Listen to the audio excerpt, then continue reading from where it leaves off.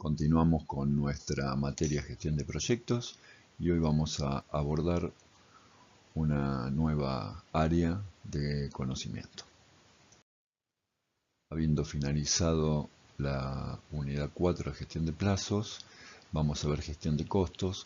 Recuerden que está íntimamente relacionado y que también comienza a partir del desagregado de las actividades de cada uno de los paquetes de trabajo, que eso ya lo han realizado en la gestión de plazos. Gestión de los costos. Hay que tener en cuenta aquí, eso lo verán en la medida que avancen, que tienen que diferenciar dos cuestiones bien importantes. Uno es todo lo que tiene que ver con la gestión de los costos del proyecto. Y hay una parte que lo ponemos al final, que son herramientas económico-financieras que se utilizan para la selección de proyectos. Recuerden que esto se hace en realidad en el análisis de negocios, que es cuando uno selecciona el proyecto que va a abordar. Pero por la temática se incluye dentro de este área de conocimiento llamada gestión de costos. Pasamos entonces a ver todo lo que tiene que ver con los costos del proyecto. Como les adelantaba, la gestión de los costos del proyecto tiene que ver todo lo que se relaciona con la planificación, la estimación de los costos de las actividades para luego llegar al presupuesto, cómo monitorearlos y controlarlos y cómo hacer el cierre administrativo del proyecto al final del mismo.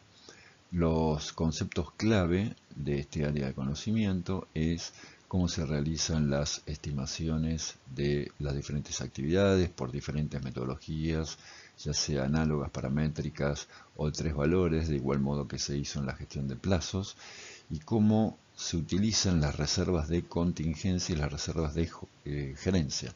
Son dos conceptos bien diferentes.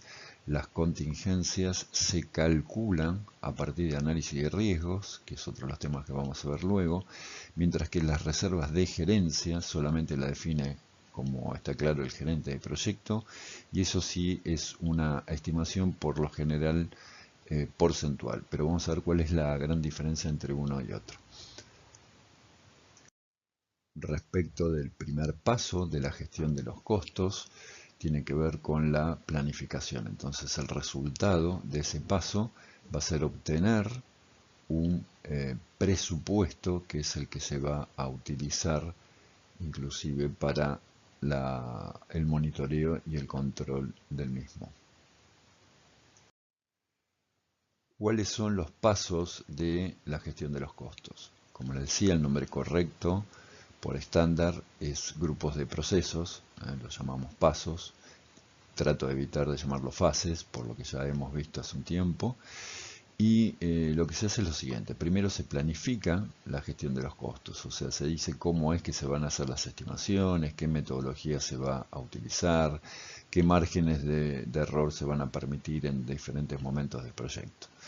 Luego de eso vamos a hacer una estimación del costo de cada actividad, cuya suma lo que nos va a dar es el costo de cada paquete de trabajo. A su vez, las sumas de los diferentes paquetes de trabajo nos van a dar el costo de cada entregable, y al final, contingencias de por medio, reservas de contingencia de por medio, vamos a encontrar lo que se llama la línea base del costo y el presupuesto. Una vez que se tiene el presupuesto, ese mismo se utiliza, como les decía, para el monitoreo y control. Otro tema interesante en la gestión de costos es que hay una metodología para evaluar el avance del proyecto en base a la ejecución del presupuesto. Eso se llama por valor ganado, como vamos a ver más adelante también. ¿Cuáles son estos 4 procesos, partes, etapas, como les decía, de la gestión de los costos? Primero, lo que tenemos que hacer es planificar los recursos, o sea, definir cuáles son los recursos con los cuales contamos. Es, como hemos visto en la gestión de plazos, es imposible estimar la duración de una actividad si no sabemos con cuántos recursos contamos. Del mismo modo, es imposible estimar el costo de una actividad si no sabemos cuántos recursos se van a involucrar. Es por eso que el primer paso es la planificación de los recursos. Una vez realizado eso, ahí sí podemos estimar los costos de cada actividad, de cada paquete de trabajo, de cada entregable del proyecto. Con eso llegamos al presupuesto, el cual vamos a utilizar para monitoreo y control. Obviamente, como en todo el tema que hemos estado viendo, si encontramos alguna diferencia durante el monitoreo, puede ser necesario modificar, actualizar ese presupuesto. De todas maneras, ese nuevo presupuesto siempre va a estar comparado contra el original, que se conoce como línea base de costo. En el primer punto, la planificación de los recursos, es importante destacar que en algunos proyectos, normalmente cuando son proyectos pequeños, la planificación de los recursos, la estimación del costo de cada actividad y por ende los de los paquetes de trabajo, eso se realiza todo en un único paso, ¿sí? Eso suele suceder también porque probablemente haya una sola persona que esté realizando ese trabajo. Al igual que en la estimación de las duraciones, en este caso de los costos, y cuando tiene que ver con los recursos, especialmente los recursos humanos, puede haber modificaciones a lo largo del proyecto, fundamentalmente los costos que fueron estimados en un principio. Entonces, en estos casos tenemos que estar bien atentos para estar permanentemente analizando críticamente los costos del proyecto. ¿Cómo se realiza la estimación de los costos? Bueno, como les decía, a partir de la estructura de desglose de trabajo, ustedes tenían los diferentes entregables y al final los llamados paquetes de trabajo. Entonces, para cada paquete de trabajo, ustedes desagregaban en distintas actividades. Insisto con esto, recuerden que esa tarea de desagregar un paquete de trabajo en distintas actividades forma parte, por estándar, de la gestión de plazos. ¿Está? Bien, una vez que ustedes tienen definida cada actividad, lo primero que van a hacer es definir la necesidad de los recursos. O sea, qué tipos de recursos van a necesitar para desarrollar esa actividad. Y acá es muy importante tener en cuenta, es un concepto clave, que esos recursos pueden ser recursos materiales, pueden ser recursos humanos o financieros. O sea, si para una actividad yo necesito mano de obra y materiales, ambos, esto es muy importante, ¿sí? Ambos recursos se van a costear dentro de esa actividad. Entonces, en el ejemplo clásico que doy, que es de pintar una sala, cuando yo defina el costo de esa actividad, voy a tomar en cuenta tanto la mano de obra como los materiales, o sea, la pintura, por ejemplo. ¿Está bien? Recuerden no porque todavía no lo vimos, pero vamos a ver que para la estimación, al igual que en plazo, se puede realizar por un método análogo, el paramétrico o el de 3 puntos. Fundamentalmente en el caso del paramétrico, que es normalmente el que más se utiliza para la estimación de los costos, lo que necesitamos saber son las tasas de esos recursos, o sea, cuál es el valor hora hombre, cuál es el costo por metro cuadrado, por kilo, por metro cúbico, lo que sea necesario. Bien, yo tenía entonces las estimaciones de la duración de las actividades y este dato me va a ser útil tomando en consideración la tasa de los recursos para calcular el costo de ese recurso humano en base al tiempo que demore cada actividad. ¿Está? Entonces, con esas nuevas estimativas, yo eso lo voy colocando en el presupuesto. ¿En qué otra cuestión me puedo basar? Pueden ser publicaciones en medios, en revistas especializadas, por ejemplo. Yo puedo saber cuál es el costo de construcción por metro cuadrado de una vivienda tipo tal categoría, ¿sí? Porque en general, digamos, es el costo medio, el costo promedio del mercado. Eso también se puede tomar en consideración. Del mismo modo, datos históricos que yo cuente por proyectos similares. ¿Está bien? Otro de los elementos que se utilizan en la estimación de costos es lo que se llama plan de cuentas. Esto es, va a facilitar el control. Por ejemplo, yo puedo marcar, ¿sí?, identificar un paquete de trabajo o más probablemente un entregable en particular, parar allí y decir, bueno, cuando esto quede completado yo voy a comparar cuál es el costo que yo estimé respecto del costo real. Y por último, la última mención, el último elemento que se toma en consideración muy importante para la estimación de costos son los riesgos. Cuando veamos cómo se componen los presupuestos, vamos a ver que en un punto vamos a tener una estimación de una contingencia. O sea, si algo llegase a pasar, si algún riesgo se convirtiera en incidente, yo voy a sumar un monto de unidades monetarias determinado, ¿sí? Y eso proviene de los riesgos.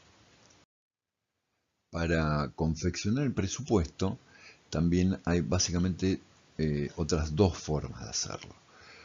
Uno es por analogías, y eso se conoce top-down, porque yo lo que puedo saber es que tal entregable en particular tiene un costo aproximado de tanto, entonces lo que voy a pensar es cuál va a ser el costo o cuál debería ser el costo de cada paquete de trabajo y a su vez de cada actividad para estar alineado con ese valor histórico, ¿sí? Es como que yo parto de un presupuesto global y fuerzo, ¿sí?, el costo de cada entregable para poder totalizar eso. Eso es de arriba hacia abajo. El paramétrico ya lo mencioné. Y el bottom-up, o por composición, se complementa con los anteriores. Es el que se recomienda, el más utilizado, es ir componiendo a partir del costo de cada actividad, ir sumando para tener el costo de cada paquete de trabajo. A su vez, la sumatoria de los paquetes de trabajo se convierte en entregables y la sumatoria de todos los entregables en el costo del proyecto. ¿Cómo se llega en verdad al presupuesto final? La realidad es que se van realizando, es un proceso iterativo, se van realizando distintas aproximaciones. Primero, y normalmente así, se utiliza el método de analogías. Lo que se hace es un orden de magnitud. Yo tengo un proyecto determinado, supongamos que la implantación de un ERP SAP en una empresa de unas 100 personas. Entonces yo tengo ya una idea de cuál puede ser el costo de ese proyecto. Eso se llama orden de magnitud y por estándar está permitido un desvío de menos 25 a más 75%. O sea, yo ya sé que puedo tener un error de esa magnitud en esa primera aproximación. Luego, lo que voy a hacer es, sí, trabajar dentro de lo que es la estructura de desglose de trabajo, la WBS o EDT, como les guste más llamarlo, y así sí van a comenzar a trabajar o por la técnica de 3 puntos o la paramétrica, seguramente va a ser la más utilizada por ustedes, en este caso los costos, y van a tener una estimación más puntual de lo que es este presupuesto.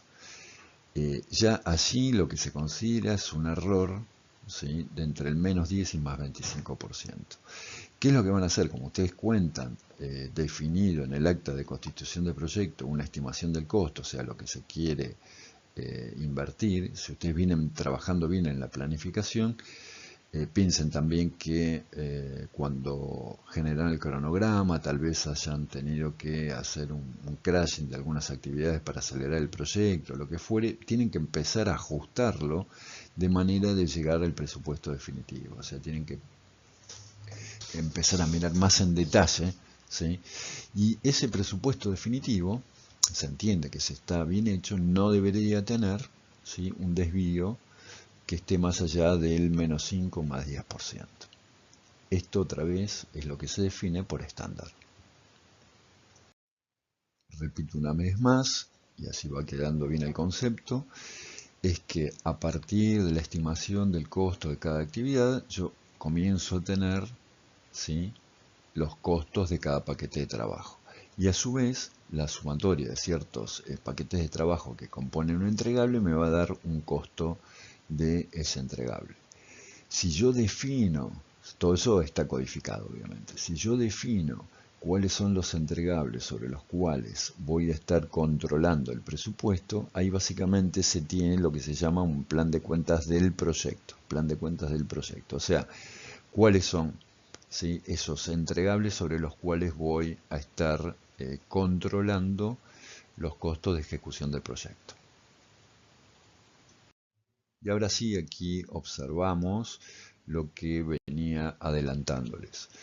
Los costos de todas las actividades van a ir componiendo los costos de los paquetes de trabajo. Entonces, vamos a tomar el lápiz aquí. Lo que les decía, supongamos que estas tres actividades componen un paquete de trabajo, ¿sí? Entonces, esas actividades van a verse aquí como el costo de un paquete de trabajo.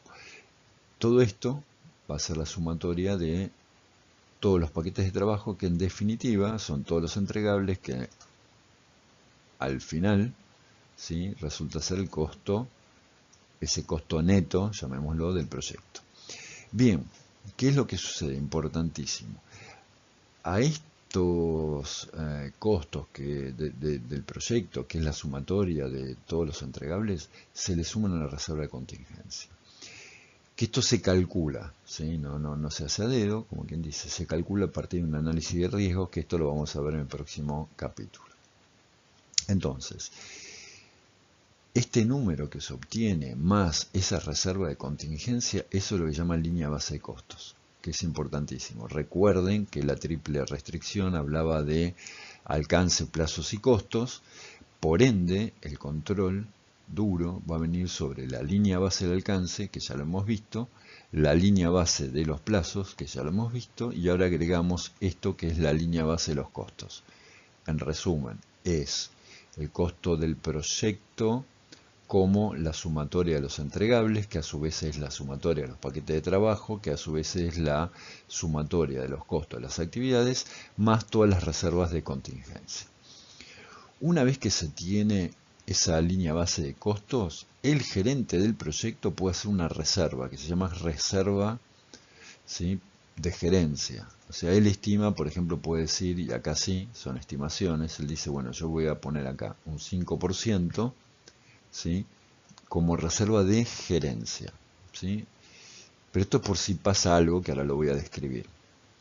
¿Está bien? No siempre se utiliza. La suma de ambos nos va a dar lo que se denomina finalmente presupuesto. Súper importante, súper importante.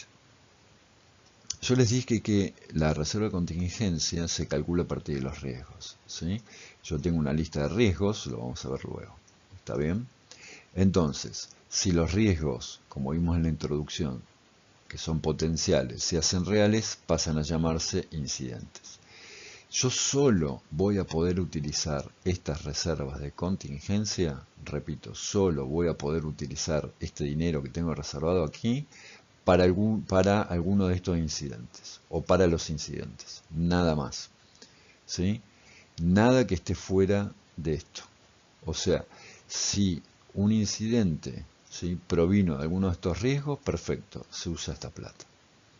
Si sucedió algo fuera de esta primera estimación, ahí es cuando se usa la reserva de gerencia. ¿Está? Son conceptos diferentes que vamos a abordar nuevamente en la gestión de riesgos, pero fundamental, esta reserva de contingencia que se calcula a partir del análisis de riesgos, se utiliza, estos pesos que están acá, se utilizan solo si alguno de estos riesgos se convirtió en incidente. Punto. ¿Sí? Si no, vamos a utilizar la reserva de gerencia. ¿Está? Muy bien. O sea que en gestión de riesgo, estos llaman conocidos. ¿Sí? Se conoce qué es lo que podría llegar a suceder. Y esto es desconocido. O sea, ni siquiera nos hemos imaginado que algo podía suceder. ¿Está bien?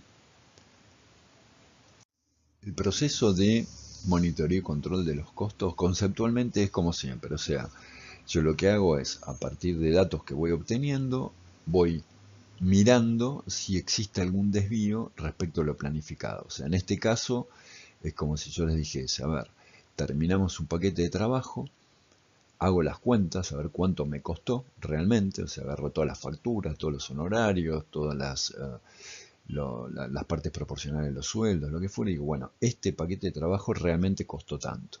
Y después voy y me fijo cuánto era que había presupuestado para ese paquete de trabajo. ¿Está? Esa sería la parte de monitoreo. Si veo que hay desvíos importantes, entonces lo que realizo es la parte de control. Recuerden que para nosotros el control conceptualmente es, bueno, voy a ver en la fase de ejecución qué es lo que se está haciendo y qué se puede modificar para empezar a reducir, primero para que no existan desvíos y después para tratar de empezar a acotar, reducir esa brecha.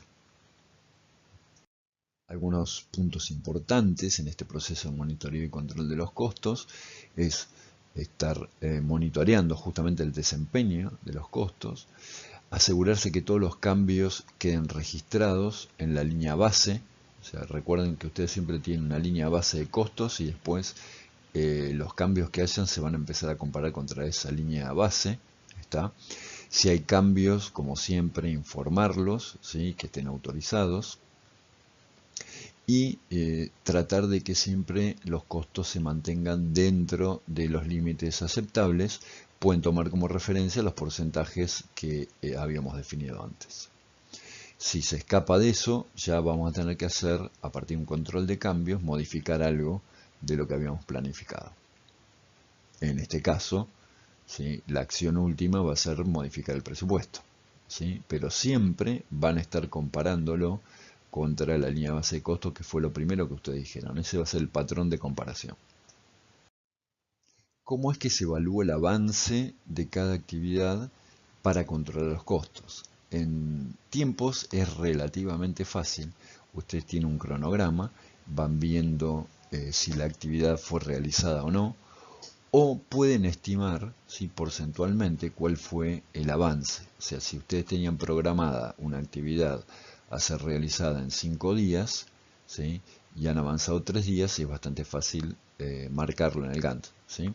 En el caso de los costos es un poco más difícil, y es el tema que vamos a ver luego. Es más difícil desde el punto de vista de cómo estimarlo, porque ustedes pueden tener una actividad que tenga, digamos, una carga, una estructura de costos muy fuerte al principio y después sea bastante menor. Imaginemos una actividad de 5 días, ¿sí? Supongamos que esa actividad cuesta 5.000 pesos, para hacer ejemplo fácil. Ahora, de repente, para poder llevar esa actividad adelante, ustedes gastan, digamos, 4.000 pesos el primer día y, si no hago mal la cuenta, 250 pesos cada uno de los otros restantes 4 días. Entonces, si ustedes ven que gastaron 4.000 pesos, no quiere decir que están al 75% de avance. En realidad están recién comenzando, están al 20%. ¿Me explico?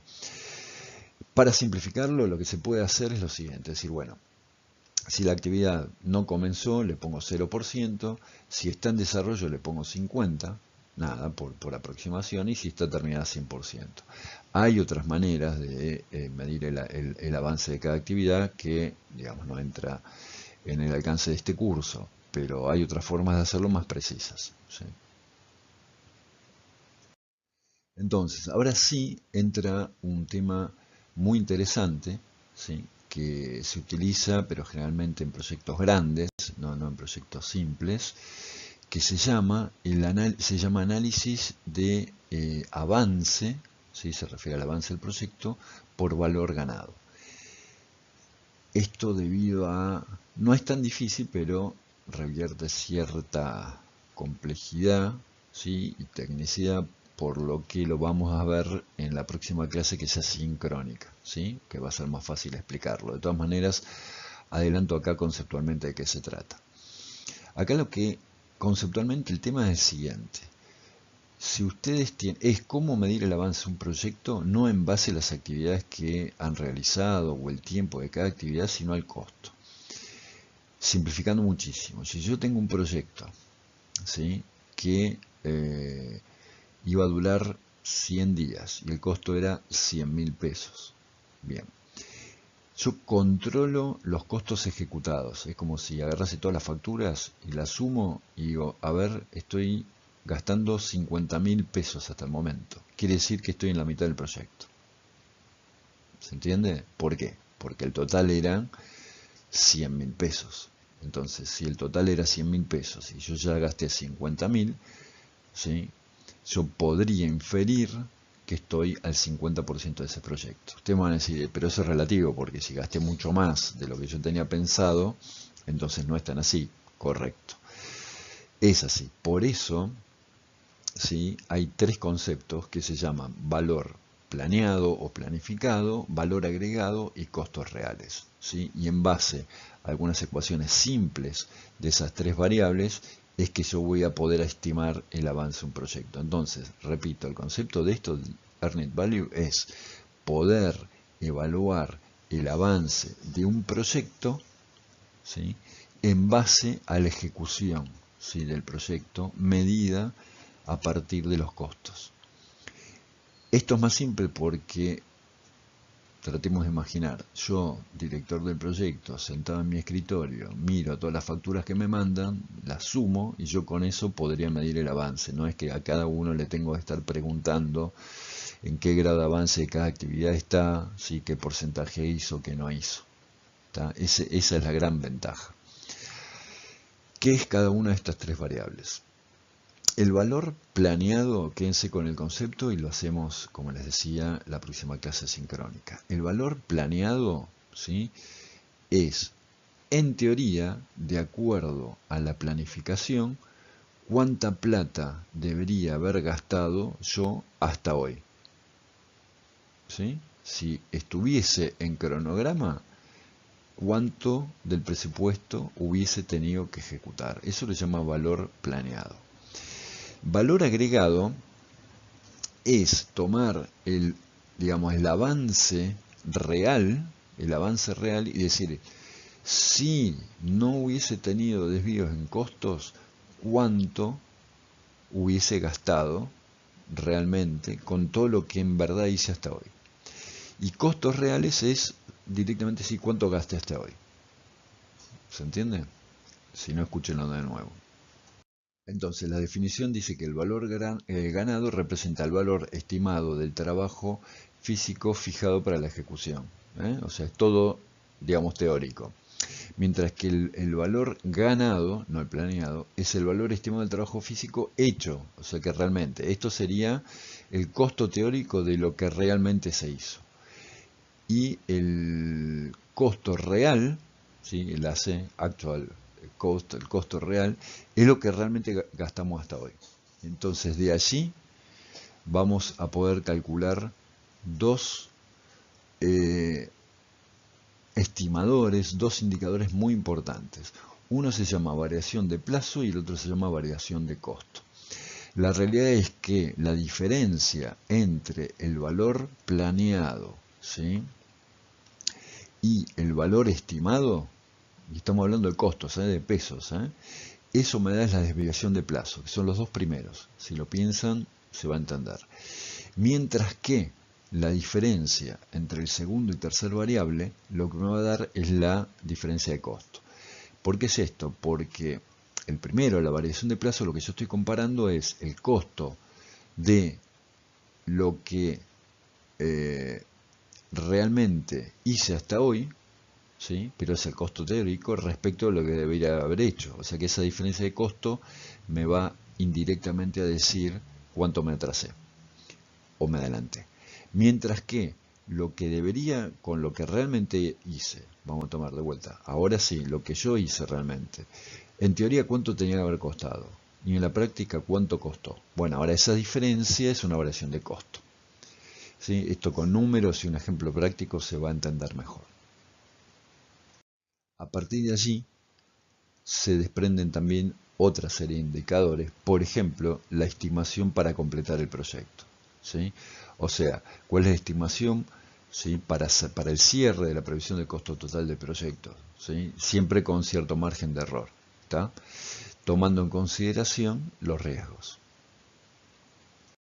Aquí lo que les voy a pedir, que creo que está indicado por allí, es que lean un artículo que ahí ya les subí, que explica en detalle todo esto. Así cuando hagamos un práctico la próxima clase, se va a poder entender sin ningún inconveniente. Pero lo interesante es que también a partir de ahí vamos a definir otros indicadores, y los más importantes es el indicador de desempeño de costo, el indicador de desempeño de plazos, cuál es el presupuesto que necesitamos hasta completar el proyecto, ¿sí? y otros. Finalmente, para terminar esta primera parte, ya estamos dentro de los 30 minutos estimados para esto, recuerden que los costos, ¿sí? y la línea base de costo es clave, ya que forma parte de lo que hemos definido como la triple restricción. Muy importante ahora, lo mencioné al principio y lo repito acá, prestar atención. Lo que vamos a explicar a partir de ahora son herramientas económicas financieras para poder comparar diferentes proyectos, ¿sí? Esto es, por ejemplo, si yo tengo dos proyectos o dos maneras de encarar una solución, que en definitiva son dos proyectos, y yo quiero ver cuál es la más conveniente desde el punto de vista económico-financiero, utilizo esta serie de herramientas que vamos a ver. Entonces, fíjense que esto, como les decía al principio, en verdad se realiza durante el análisis de negocio, que es muy al principio, es antes inclusive de que esté el acta de constitución del proyecto, ¿sí? esa licitación, ese concurso privado de precios, antes de que se dispare el proyecto, ¿tá? Pero por su naturaleza económica financiera, este tipo de análisis se ha decidido, el estándar decidió incluirlo dentro de este capítulo que se llama gestión de costos. ¿Cuándo se aplica esto? Bueno, de acuerdo al tipo de proyecto. Ustedes tienen que reemplazar una máquina. Tienen dos modelos de máquinas, o una máquina grande o dos pequeñas. ¿Y cuál hacen? ¿Sí? O quiero agregar una máquina, ¿sí? porque nos va a mejorar la producción. Entonces, ¿cómo calculo eso?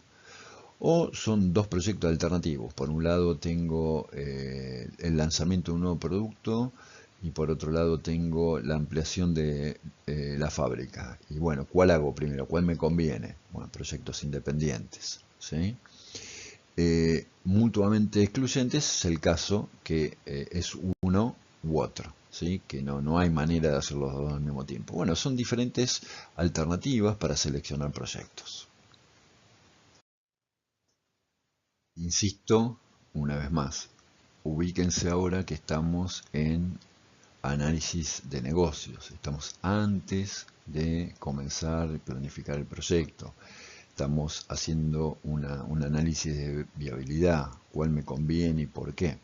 Entonces, básicamente hay dos grandes motivos por los cuales yo voy a seleccionar un proyecto por sobre otro.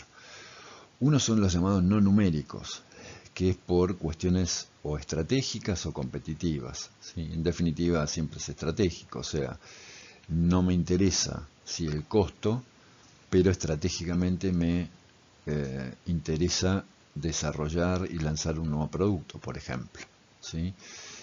Por una cuestión competitiva, ¿sí? Me conviene modificar algo de algún proyecto y agregar algún tipo de máquina, algún control de calidad o algo, ¿sí? Y después están los netamente numéricos, más bien les diría los económicos financieros puramente. Y ahí vamos a ver cuatro maneras que en realidad no es que se utiliza una, sino que van utilizando las cuatro. Probablemente hayan visto esto, si no lo voy a explicar en detalle en la clase sincrónica. Uno se llama payback, el otro van, IR y TIR. O sea, uno es el tiempo de retorno, o sea, cuánto tardaría yo en recuperar el dinero invertido. En el otro se aplica una tasa de descuento en función del tiempo. ¿Sí? Es como si le dijese, para que se entienda básicamente, y en Argentina es fácil de entender, yo voy considerando la inflación, por ejemplo, ¿sí? a través de los diferentes meses o años. Entonces voy a tomar en consideración eso. Otro es un índice, es una tasa, es cuánto gano respecto a lo que invertí. Y la otra es cuánto, este es un poco más difícil de explicar así, sin números, pero es cuál debería ser el porcentaje, ¿sí?, de esa inversión, ¿sí?, para que comparado con otro tipo de inversión yo tenga ganancia. ¿Está? Vamos a ver eso en detalle con un ejemplo, como les decía, en la próxima clase práctica. Acá armen un Excel que después los vamos a presentar, donde yo estoy comparando dos proyectos, el proyecto A, el azul, y el proyecto B, el rojo, donde lo que podemos ver allí es cómo es, por ejemplo, en el caso del rojo, yo hago un desembolso inicial, ¿sí?, y cada periodo, cada año, ¿sí?, cuál va a ser el ingreso neto. ¿Está? O sea, acá no es acumulado, ¿sí?, es uno por uno. Y lo comparo contra el otro proyecto. Invierto menos, pero también cada, ¿sí?, periodo gano menos. ¿Qué es esto último que figura aquí? VR. Esto se llama valor residual. Eso significa cuando yo termino el proyecto probablemente pueda tener ingresos no relacionados directamente al flujo de generación de ingresos. Esto significa, para ponerlo fácil, termino el proyecto y me queda una máquina y esa máquina la vendo.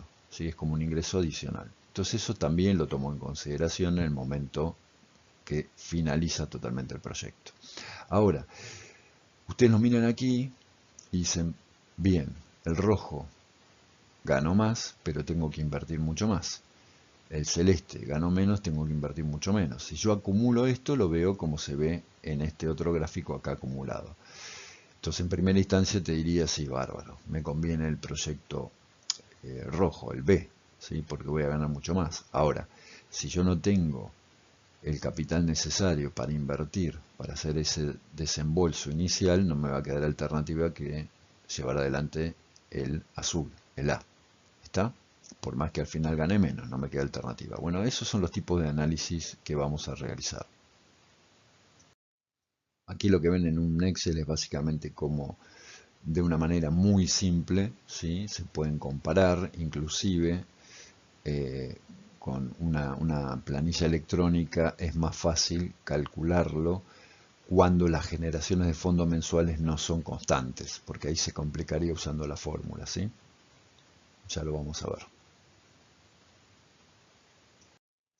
Como les comentaba recién, las tres variables que se toman en consideración es el desembolso inicial, ¿sí?, que vamos a ver de qué se trata, pero básicamente es esa plata que yo tengo que poner al principio para poder comenzar el proyecto, cuando todavía no pude recuperar nada. Una vez que yo finalicé el proyecto, ya entra la parte operativa y eso comienza a generar algún tipo de beneficio neto, de alguna manera. Eso se llama generación incremental de fondos, ¿sí?, porque me va a generar fondos periódicos, ¿sí?, que se van acumulando, como les mostré en el gráfico anterior, y ese valor residual, ¿sí?, también incremental, porque puede ser que se den varios periodos, que es lo que yo voy a recuperar, ¿sí?, a lo largo del tiempo cuando yo considere que ya finalizó ese proyecto en particular.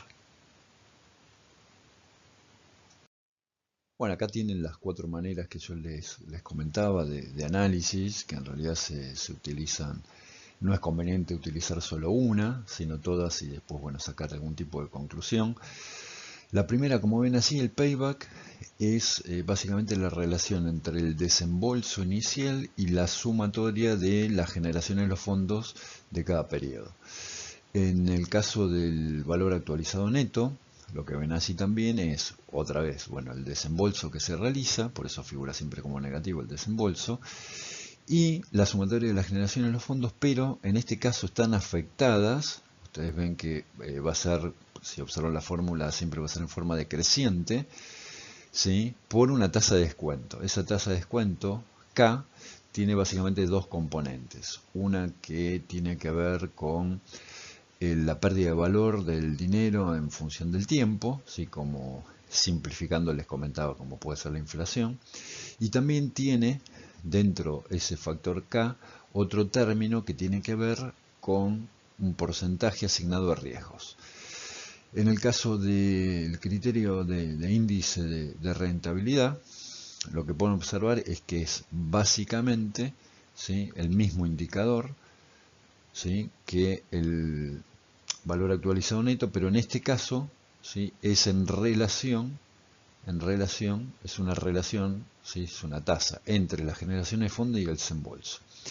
Y por último, la tasa de retorno interna tiene que ver, ¿sí? Con hallar cuál es el valor de K para que esa sumatoria sea igual a 0.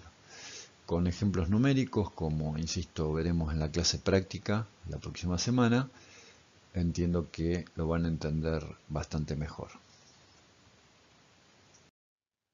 Estas son capturas de pantalla del Excel que preparé para que vean cómo se calcula y sobre el cual vamos a trabajar. Entonces aquí tenemos 4 casos. En esta pantalla les muestro los 2 primeros, donde hay un desembolso inicial. Por ejemplo, en el caso 1 hay un desembolso inicial de 500 pesos, una tasa del 10% y cómo se van generando fondos, ¿sí? Que eso también tiene que ser dato, ¿sí? El primero menos 500 es el desembolso inicial y esos 100 es la generación de fondos en cada periodo, y el último, ¿sí? El de 250 es porque está sumando un valor residual, ¿sí? Entonces ahí se aplican las fórmulas y allí ven en el caso de lo que estamos analizando, que es cuál es el valor actualizado neto, cuál es el índice de rentabilidad y el payback.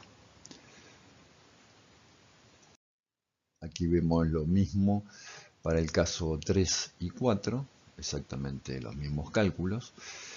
Y rápidamente ustedes podrían observar que, por ejemplo, el proyecto 3, ¿sí? Tiene un valor actualizado neto de 497 pesos, mientras que el proyecto 4 tiene un valor actualizado neto de 370 pesos. Entonces ustedes dirían, bueno, es más conveniente desde su punto de vista el proyecto 3.